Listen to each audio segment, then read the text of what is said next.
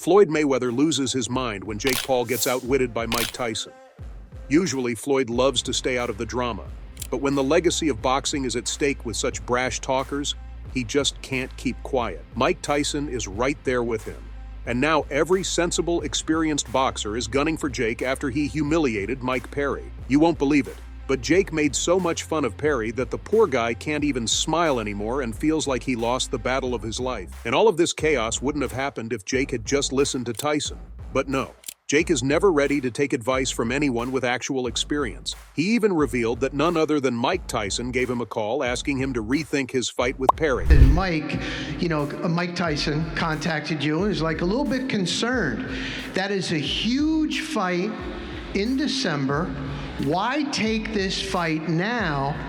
And did you have to change your training preparing for Tyson and preparing for Mike Perry? Tyson warned him that a much bigger, scarier challenge was lurking around the corner. He painted a grim picture of Jake, all beat up and sore, barely able to lift his arms and legs, let alone fight if he went through with the Perry fight. But of course, Jake being Jake, he shrugged it off like it was no big deal. He stood there full of confidence and bravado and declared to the world that he was going to take down both Mike Perry and Mike Tyson. I'm alive in those moments, and he most certainly is not going to be the one to stop me. He said it with such certainty, like he was announcing his weekend plans. Concerns about his health? Please. Jake Paul doesn't have concerns. He was ready to go all in, convinced he could handle whatever came his way.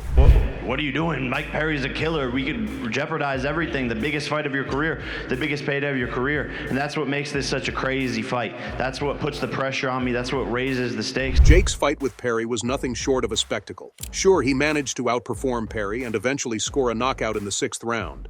But it was far from a walk in the park. Perry gave Jake a run for his money, landing some heavy shots and making Jake work for every round. By the time that KO happened, Jake was visibly battered. He might have won, but it was clear he paid a hefty price for that victory. In a recent podcast, Jake admitted what many had suspected. He was hurting all over. His body was covered in sores, just like Tyson had predicted. He was sore from head to toe, but in true Jake Paul fashion, he brushed it off as no big deal. But I don't know, my arms are sore as fuck today from all the punches. And well, you look great. He might have been down, but he certainly wasn't out. The fact that he ignored Tyson's warning and went ahead with the fight anyway was classic Jake, brash and a little bit reckless. Then there's Floyd Mayweather, who couldn't help but weigh in on the situation. Floyd, who knows a thing or two about smart boxing strategies, was absolutely livid. He criticized Jake for his decision to fight Perry and then take on Tyson. Floyd's point was simple. If Jake ended up losing to Tyson, he'd probably blame it on not being in top shape because of the Perry fight. It was a ready-made excuse, and Floyd saw right through it. Mayweather has always been vocal about his disapproval of Jake's approach to boxing. He's repeatedly called out Jake for cherry-picking his opponents and avoiding real boxers. To Floyd, Jake's entire career was built on fighting non-boxers, basketball players, MMA fighters like Perry, but never actual boxers. It was a pattern that Mayweather couldn't respect. So here we are, with Jake Paul battered and bruised from his fight with Perry, yet still gearing up for an even bigger challenge against Mike Tyson.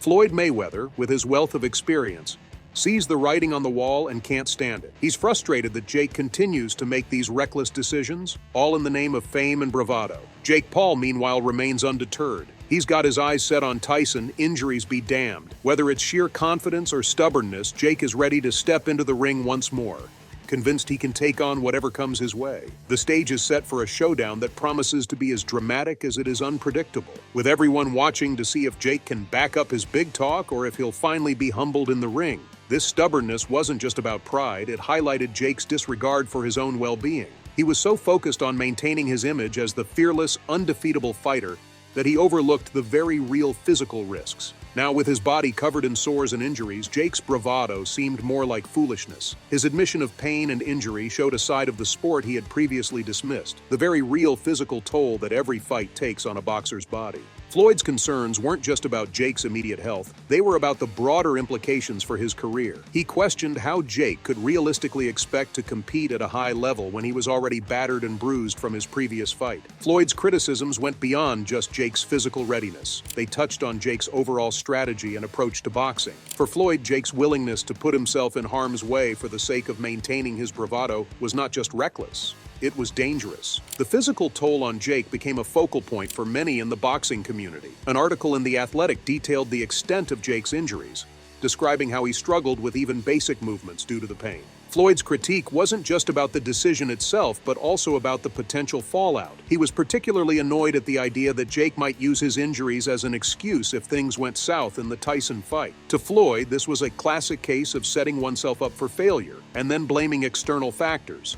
Mayweather's anger also stemmed from a deeper place, a belief that Jake's actions disrespected the sport of boxing. In an article published by The Athletic, Floyd elaborated on his views, saying that Jake's decisions made a mockery of the hard work and dedication that professional boxers put into their careers. For Floyd, boxing wasn't just about getting into the ring and throwing punches. It was about discipline, strategy, and respect for the sport. Jake's flippant attitude toward fighting and his disregard for the physical and mental preparation needed were seen as a slap in the face to true professionals. Floyd's reaction was amplified by his long-standing skepticism of Jake's legitimacy as a boxer. Mayweather doubled down on his criticism, pointing out that Jake's career had been built on fighting non-boxers, basketball players, former MMA fighters, and other celebrities. To Floyd, Jake had never truly been tested against a seasoned boxer, and his choice of opponents reflected a desire for easy victories rather than genuine challenges. This, combined with Jake's decision to fight Perry and then Tyson back-to-back, only reinforced Floyd's belief that Jake was not taking the sport seriously. Floyd recounted his own career, emphasizing the strategic decisions that defined his fights. Each opponent was chosen based on a careful assessment of risk and reward, with a focus on building a legacy rather than chasing quick fame. Mayweather's record, an unblemished 50-0, was a testament to his strategic brilliance. He contrasted this with Jake's approach, which seemed more about making headlines and less about genuine competition. Floyd's frustration was not just about Jake's decisions, but about what they represented, a disregard for the sport's integrity. Mayweather's comments were further echoed in a detailed analysis by The Guardian, which highlighted how Jake's actions could potentially damage the credibility of boxing. Floyd's criticism wasn't just a personal attack on Jake. It was a broader commentary on the state of the sport. The influx of social media personalities into professional boxing had blurred the lines between entertainment and genuine competition, and Jake Paul was at the forefront of this trend. Mayweather, a purist at heart, saw this as a dangerous path that undermined the sport's foundations. Floyd's outburst also touched on the financial aspects of boxing. He pointed out that Jake's fights, while lucrative, were often more about spectacle than substance. Mayweather explained that while Jake was certainly bringing in money and viewers, he was doing so at the expense of the sport's integrity. Floyd, who had made a fortune through carefully orchestrated fights and promotions, saw Jake's approach as short-sighted. The quick cash might be appealing, but it wasn't sustainable in the long run.